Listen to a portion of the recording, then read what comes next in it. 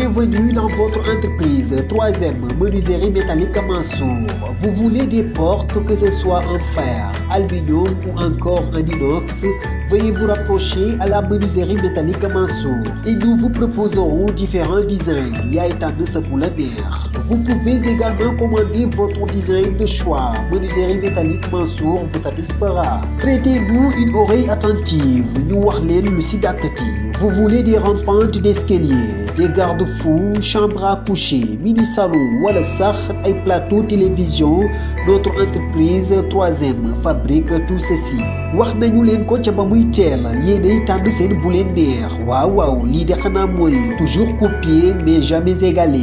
Waaw maa la ko wax roy du nuroog pire. Menuiserie métallique Mansour benn la fii. Nous sommes installés à Thiaroye Tali Diallo sous le pont en face Keur Seury. Pour plus d'informations, veuillez nous contacter au 77 404 83 94 ou 77 975 75 95. Menuiserie métallique Mansour, la qualité, notre force.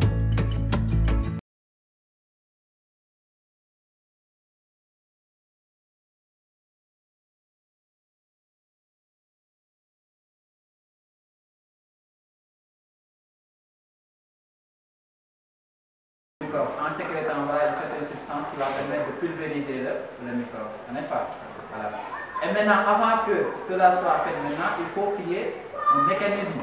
Il faut qu'il y ait ce qu'on appelle une diapédèse, la sortie des leucocytes. Ensuite, ils vont se diriger vers le microbe. Ils vont être en adhésion avec le microbe. Ils vont ingérer le microbe et digérer aussi le microbe. Afin aussi de l'expulser sous forme de microbe. Les épitopes, maintenant, on les appelle des déterminants antigéniques. Parce que vous allez voir, au cours maintenant des réponses à médiation immorale, de même que cellulaire, ces épitopes-là joueront des rôles cruciaux, des rôles très importants. Parce qu'il faut qu'il y ait la phase de reconnaissance, la phase d'induction. Et pour que cette phase maintenant se fasse, il faut que ces épitopes-là soient exposés au niveau des CMH. Ce qu'on appelle la reconnaissance entre le CMH et l'épitope. Ce qui forme le soit modifié, n'est-ce pas?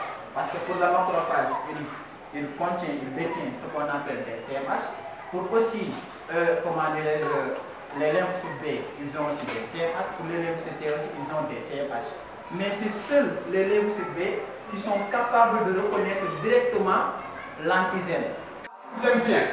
Oui. Maintenant, la polygamie et le système des castes. Parce que n'oubliez pas que toujours l'œuvre a été écrite tout en se basant sur la tradition africaine. Maintenant, qu'est-ce qu'elle a dit? La polygamie est la cause principale de l'éclatement des couples du roman. L'héroïne, par exemple, Ramatoulaye, se voit abandonnée par son mari au profit de Bintou pour satisfaire sa mère qui tenait à restaurer sa dignité. Maudaba épouse à seconde noce, donc Nabou, la petite, donc c'est sa cousine, de la femme lignée que lui opposait à Aïssatou, sa première épouse, la visitière, la castée.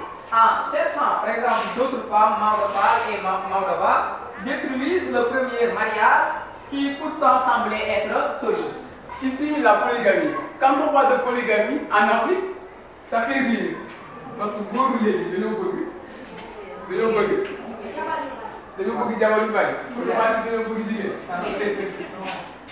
Voilà, lui il ne pense pas, il dit que la polygamie est quelque chose de bravoure, c'est quelque chose d'africain, c'est quelque chose plus particulièrement sénégalais.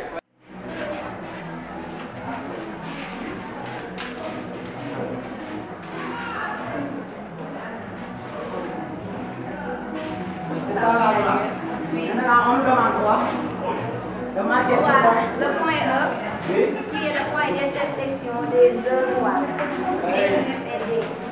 Le point E est le point d'intersection des deux droites. D et D'. Quelle est la nature de MNPE? Marque le point d'intersection.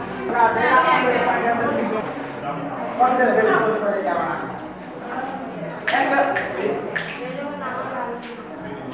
Les diagonales, on la met.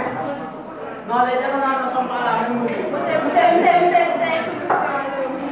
Oui, les diagonales se trouvent en le milieu.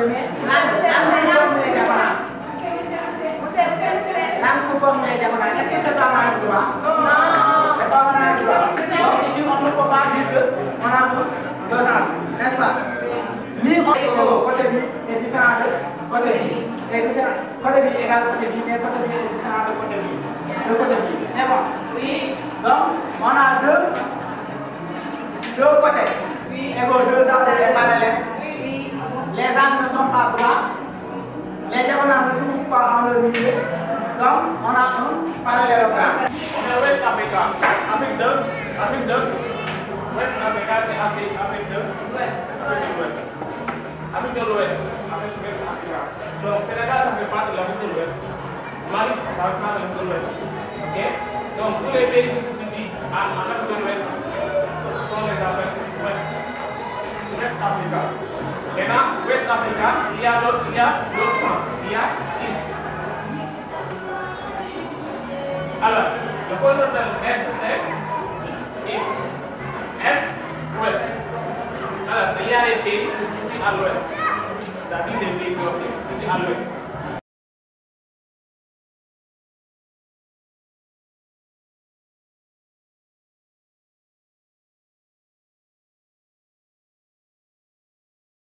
suñu parrain si synthèse bi ñuy def mu ñuy jàppale monsieur Abdou Salam Sagna School nag structure la depuis le début de l'année ñu ngi liggéey am ñu ñuy accompagner nekk suñu ginnaaw par exemple ku si benn Babacar Fall damay def benn erreur mu ñëw ne kaay li ma def nii waroo ko def defal lii te ba mu jàppee ba léegi fii lañ jàngee sànq sama yaay wax na ko génn si école bi ñëwaat si école bi di jàngale kon loolu contentement la ñun xaalis taxul ñu nekk fii di jàngale loolu je le répète démb Abdou Salam ñëw na fi am na lu ñu jox pour ñu préparer ko waaye ba ma ko jëlee dama ko ne Moustapha Diop am jëlal man soxlawuma si dara jàppale leen xale yi ñu ngeen defal leen si añ ñoom ñu xam ne mënuñu def ay élèves nga téye leen fi ba ngoon ñu yendu te doo leen defal lu nga xam ne dina leen mën a téye. parce que jigéen dëkk balaa nga liggéey amal sa bopp. yow waaw ma fi yaay ah. ah tuut. day toog ëpp na. yow sa loxo yi nooy na de. loxo bind katam. yéen a leen doon xaar. waaw yow lañ doon xaar. jaay baa ngi noonu yéen leen doon xaar de. ah daaj leen rek.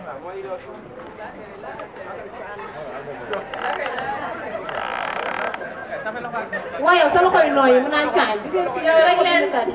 lan la looy ñëwti doomu jàng bi lii la leen. waaw da ngaa nopp te nëbbu la. ba tey parce que Bakary moom jàngam la. may te yéen déggoo leen seen jàng dara lu ci ay paar rek. waaw dimbali baati di ñëwagul sax nga commencé. waaw ba tey parce que moom yow ñu bëgg moo tax. yow dimbali ñu ah. dina yee xalaat ay fond. ndeysaan lii mooy jeunesse bu réer. moom daa ñàkk fayda moom. xamuñ sax fan lañ war a mën a teg seen fayda nekk xumbali di lëmbal. xamuñu le travail de la jeunesse fait le repos de la vieillesse. bàyyi ko kanam bu jeex bi. sama benn maam bu baax dara ma wax ni parfois pour réussir ta vie il y a des relations qu'il faut arrêter, des endroits qu'il faut éviter et des gens à ne plus fréquenter. nee na moom wax na ba pare de. yéen ñàkk ngeen jël de paa bi li mu wax doon si jël exemple ngeen jël yoon bu baax moo gën seen ñàkk fayda yi. nee na waxati la yow paa bi nga xam ne keroog fii la nekk ci sa waale ba di lëmbal di def lu kenn xamul. mais au moins ngeen considéré ko comme seen papa. keroog sama xarit bi la doon doxaan yamal. waaw keroog fu la nekk di lëmbal. dafa ñàkk fayda. sama ndey doxul.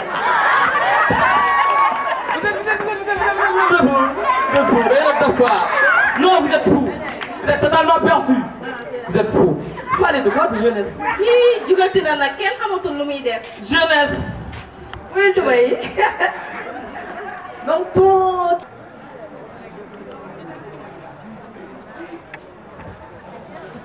jékku.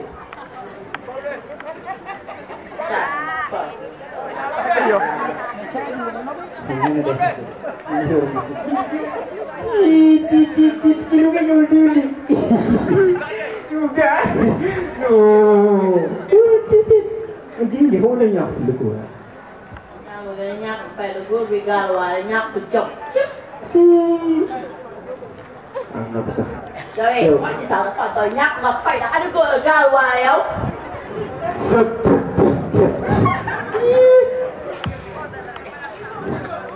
yére bi nga xam ne soo ko changé da ngaa sangu ñàkk fayda. lii ñu woon démb la ñu woon démb. yaa jàpp ma xalaat da ngeen bàyyi traditionnel bi. en tout cas dans temps moderne yu ñu nekk la place d'une femme est au travail mais pas à la maison.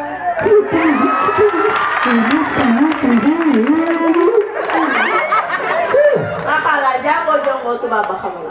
nga toog day xaar yow.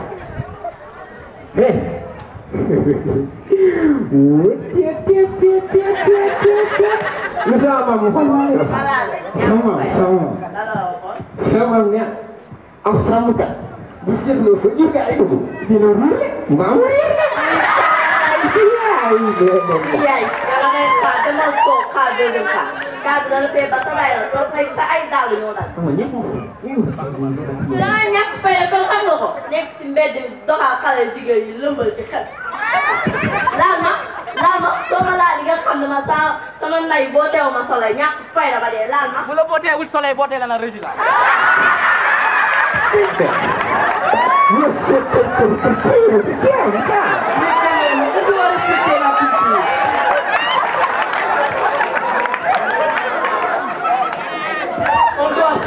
On doit respecter la culture.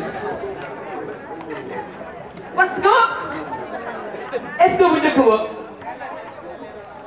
jigéen dina yëkkati baatam ci kanamu góor yoon laay laaj ba xam amoon na amul woon mais man sama yaay jàmbur sama yaay muy laaj ci numéro téléphone xam nga la wax Ousmane ba ma woo ba mu ñu wuyu ko mu ne ma numéro bi ma bindoon A bi génneel ma ko te moom bindoon la ci A te pourtant moom jàngul mais ñoom kër ga toppatoo nañ kër ga bu baax a baax ba seen doom tey ñëw taxaw ne day jàng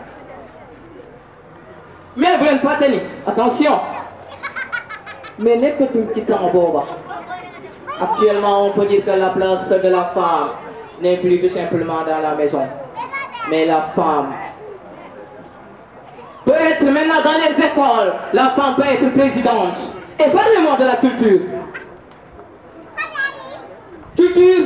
toujours parce qu'on dit des fois un peuple qui ne connaît pas son passé, un peuple qui ne connaît pas ses origines, un peuple qui ne connaît pas, ressemble à un arbre qui n'a pas de racines. Mais c'est quoi l'éducation maintenant? L'éducation, c'est la famille qui la donne l'instruction, c'est l'État qui la doit. L'éducation, c'est la famille qui la donne l'instruction, c'est l'État qui la doit. Maintenant, soyons éduqués, encore une fois, pour dire vrai. Soyons éduqués.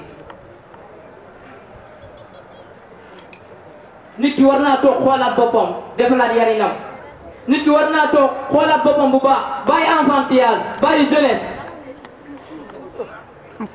mais est-ce que c'est ça qui forme l'homme? Non, non, ça reste toujours. Mais on doit essayer des fois. Ñu génn ci chômage bi sonn nañ trop. Da ngay yow sa doom ñëw taxaw ne yaay jox la ma ndékki doo am loo ko jox. Nga dem war a dem marché togg ceeb bu baax. Des fois sax ndeysaan dañuy am envie togg ceeb de mais dépense bi moo dul doy mooy tax muy doon baxal mbaa muy doon baxalu leneen ñu toog. Maintenant, comment faire pour enlever le chômage? ñu ngi leen di nuyu bu baax di jéggalu également ci jotaay bi ndax yàgg na waaye nag jotaayu bànneex la ndax amuñu dara lu dul suñu njaboot bu ñu gisee ñu toog fii nii suñu njaboot moo ñu fi bàyyi kon président Diakhaté ñu ngi lay jaajëfal bu baax. xam ne liggéey bi ngeen nekk yombul waaye nag boo xalaatee ni jaamu yàlla la sauver suñu njaboot la loo ci def rek xeeb ko kon vraiment ñu ngi lay jaajëfal ci taxawaay bi di jaajëfal suñu professeur Sagna ci dynamisme nit ku am volonté la nit ku jàmbaar la nitu dëgg la kon nag directeur Sagna ñu ngi lay jaajëfal ak sa équipe bi yépp topp sa gannaaw di leen wax ni tey jii nii mënuñu am lu ñu leen fayee parce que tey képp ko nga xam ne yaa ngi xalaat troupe théâtrale bi wax nañ ko fi léegi ñu bàyyi ci xel éducation ca kër ga lañ ko war a amee instruction état moo ko am yelleef pour jox ko suñuy njaboot waaye tey éducation boobu nga xam ne dañ ko war a defal suñu njaboot ñu commencé ko ci man ak yéen ñëpp dañoo daw suñuy responsabilité wala jamono ñett nañu ba kenn talatu la éduquer sa njaboot ña nga ci wuti ay koom-koom wala wuti lu ñu dundooye ndax jamono bu metti loolu tax na ba yaratuñu suñu njaboot mbedd mi la ñuy bàyyi mu yar suñu njaboot ku ci mel ni Sagna nag c'est un élément clé tey bu ñu ñëwee tey jii ñoom li ñuy njëkk mooy yar bi nga xam ne waroon nañ ko yar suñu njaboot Sagna mi ngi ko yar suñu njaboot ba noppi nag tourné li ko war mu leen di jàngal kon li waajur yi di def Sagna mi ngi koy def ba noppi door a def moom li ko war. dama ni ko courant bi kenn du la wax kaay participer ci añ bi kaay def ci sa dërëm ñu cotiser nga mën a lekk kenn laaju la ko. amul dara lu ñuy organiser ci kër gi ba mu laaj finance bañ ne la yow xale bi ñëwal bokk ci kenn du la ko def dañ la ko épargnel kenn laaju la ci dërëm say waajur lenn rek lañ la laaj jàngal mais jàngal laaju ñu la dara ci kër gi lu dul jàngal boo amee jom da ngaa war a jàng mag ñëpp nag dañ naan doon gone du teree am jom da ngeen a am ay waajur yoo xam ne nii dañoo bañ gàcca dañuy daw gàcca boo amee waajur woo xam ne day daw gàcca day bañ gàcca fexeel ba bul indi gàcce ci kër gi indi gàcce ci kër gi mooy nga ni maa ngi dem Sagna school dem jàngi bala ngaa dem ci Sagna nga jaar ay kër yoo xam ne nii ay ndereng lay doon wala paa bu màgget am ñoo xam ne lépp la bis bi ma ñëwee bañ ma jox li nga xam ne tey moom lañ may sant muy liggéey ba ma ko defee dañ may laaj ban dëkk nga jàngee ci bitim réew ma ne leen yàlla xam na ni musuma dem bitim réew Sénégal fii laa nekk dëkk ñetti mbaar guy faatu may ga mais jom moo ma indi lii am leen jom dara jombu leen góorgóorlu leen te xam ne seen yaay wala seen papa bu leen waxee bu leen waxul lépp li nekk ci xolam war ngeen ko décortiquer te loolu enseignement ak njàng moom moo koy génnee wasalaam